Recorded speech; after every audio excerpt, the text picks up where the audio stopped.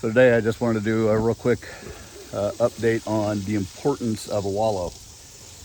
And especially for pigs, we're in Tennessee and it is like 10 o'clock, 9:30, and it's already warm. I'm already sweating. Unfortunately, pigs don't sweat. They don't have the ability to cool themselves off. So the only way that they can do it is with a wallow.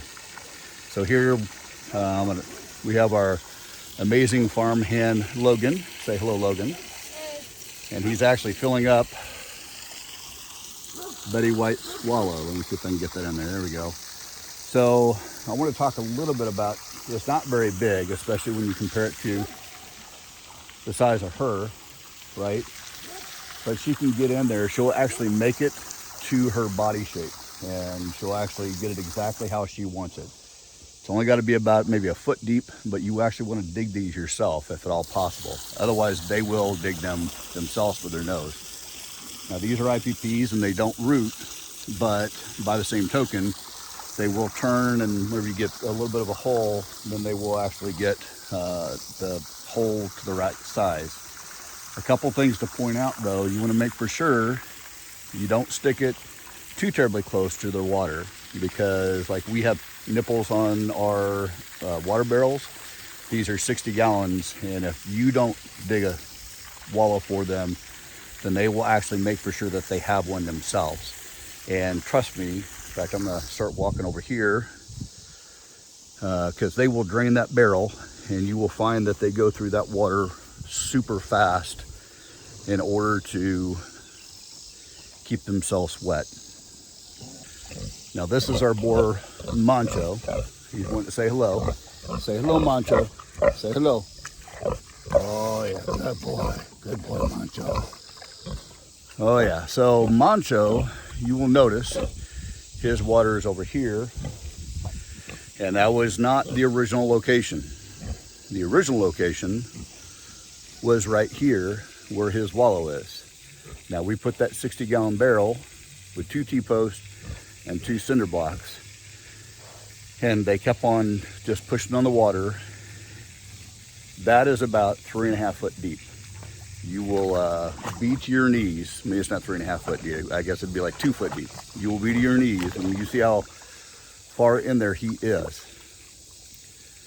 Now, the only downfall of this is that you have to take the time each day and make for sure that there's enough water and that they is big enough every day, especially like during the middle of summer like we are right now. That is definitely one happy pig though. Oh, Mancho. Oh, big boy. So one last stop, and this is going to be for pork chop and cheddar. Now, the water used to be right there, and there was actually, we had 2 other pigs in here. They made their own wallow. It wasn't real big. Of course, they were pretty small at the time. And then we moved cheddar in here, and we've had to fill it. Well, they started pouring water here because, again, this is where, in fact, I'm gonna flip this camera around here real quick. So they've made their own wallow here, and again, we've had to fill it with water. And it's really close to our electric fence over here, so I don't like it being here. However, the original wallow, not sure why, it has this really green, looks like a nuclear contamination dump, but nonetheless, it is there. We're actually in the process of drying that out now. We're going through a little bit of a dry season, so we're gonna let that dry out. We'll box blade over it, seed it, and make for sure that that doesn't form again. You can actually put stuff in this to keep the mold or growth or whatever, the algae, I guess you'd call it, from growing. And again, I'm not sure why it is, but you'll notice that if you keep these things too dry, then the water is really cakey.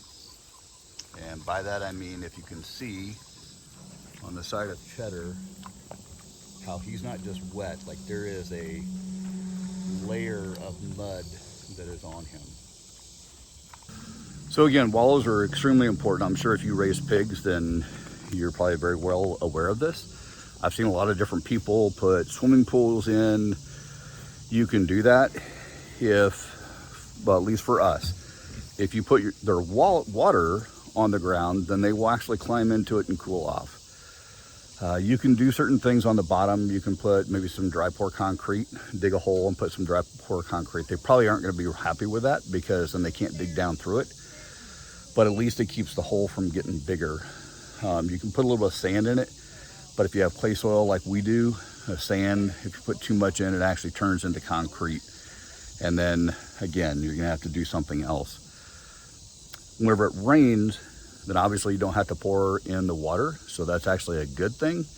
But by the same token, you wanna make for sure, I mean, you can see how much I'm sweating. Never have figured out where sweating like a pig comes from because I don't sweat. But all right, so this is future me hanging out with one of our little buddies. I said I didn't know where sweating like a pig came from. And actually, just to be clear, it is an industrial term for when they took iron ore and turned it into pig iron. It would be poured into ingots that looked like little piglets sucking on their sows. And when they would be so hot that they couldn't be picked up by anything, so when the water would form on them and make it look like sweating, thus sweating like a pig. All right, back to the video. Anyway, you need to make for sure that there's plenty of water for them to drink and plenty of water on the ground so that they can cool off. We're Bluebelly Acres, and if you have gotten any content out of this, or if you have something further to add, please drop it in the comment below, and like and subscribe, comment. It really does help us out. And thank you for joining us today.